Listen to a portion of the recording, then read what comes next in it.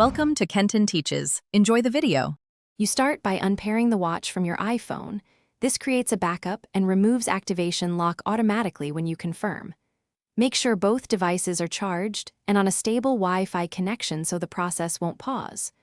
Once your Apple ID is available, open the watch app and tap Unpair, tap again to confirm.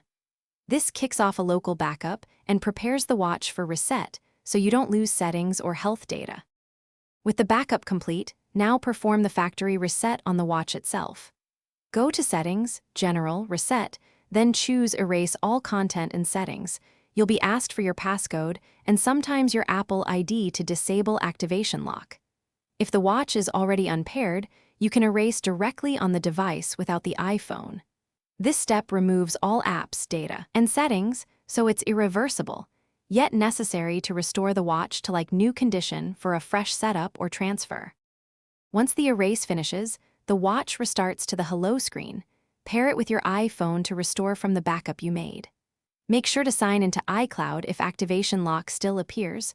Remove the watch from your Apple ID via Find My on iCloud. Calm when necessary. If the watch won't respond or the process freezes, force restart by holding both buttons until the Apple logo appears, and if problems persist, contact Apple support with the serial number for help.